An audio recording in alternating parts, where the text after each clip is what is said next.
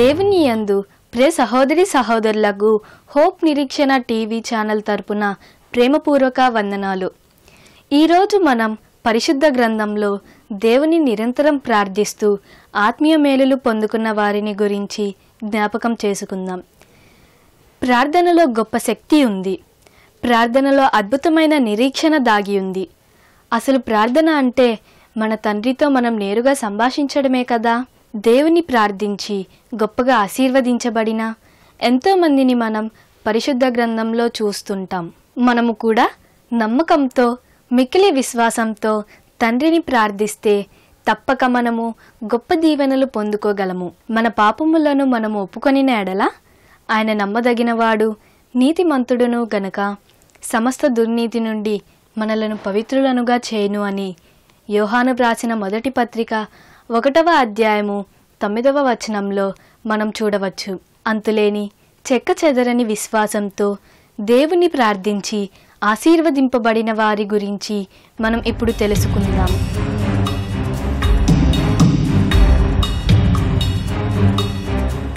బాల్యములో సమూయేలు వలె ప్రార్థించు.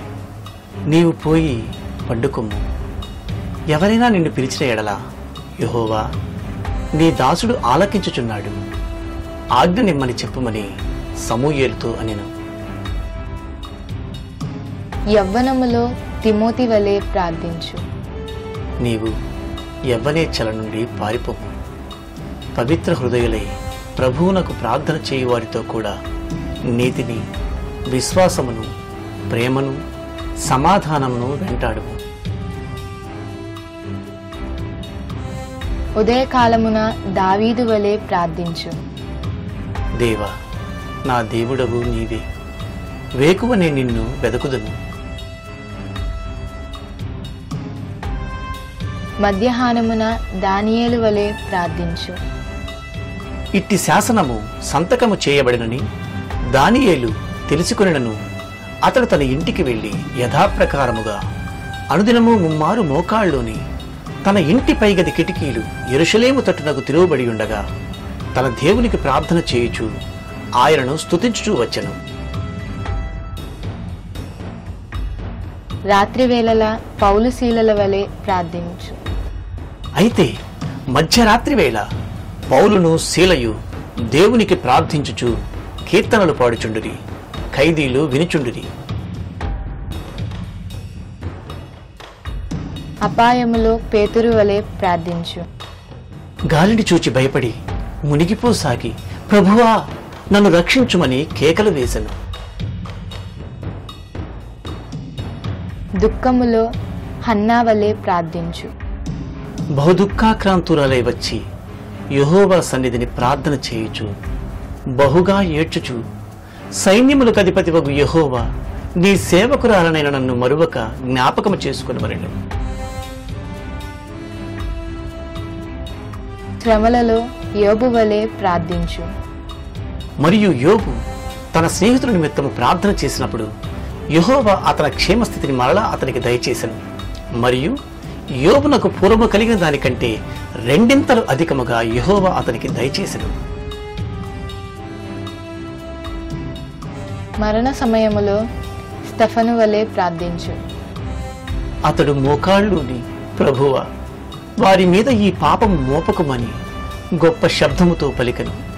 ఈ మాట పలికి నిద్రించెను. సౌలు అతని చావునకు సమ్మతించెను. ఏ పని ప్రారంభించినా ఎలియజరు వలె ప్రార్థించు.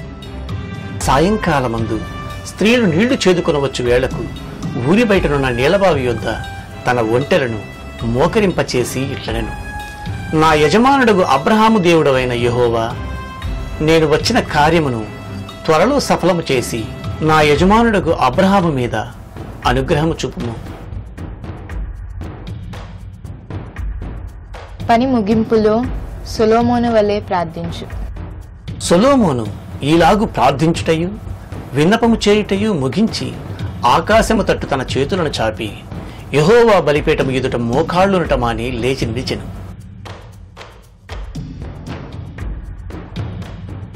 అన్ని సమయాలలో యేసు వలె ప్రార్థించు. నా ఇష్టమును నెరవేర్చుటకు నేను రాలేదు, నన్ను పంపిన వాని చిత్తము నెరవేర్చుటకే పరలోకము నుండి దిగివచ్చి తిని.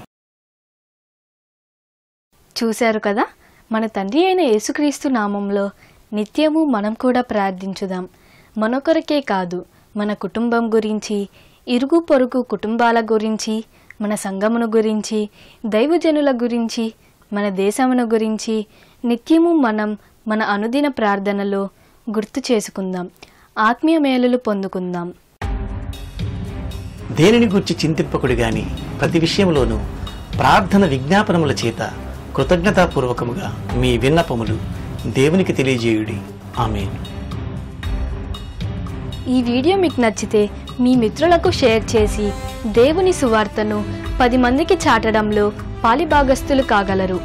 మర్చిపోకుండా మీ హోప్ నిరీక్షణ టీవీ ఛానల్ను సబ్స్క్రైబ్ చేయగలరు.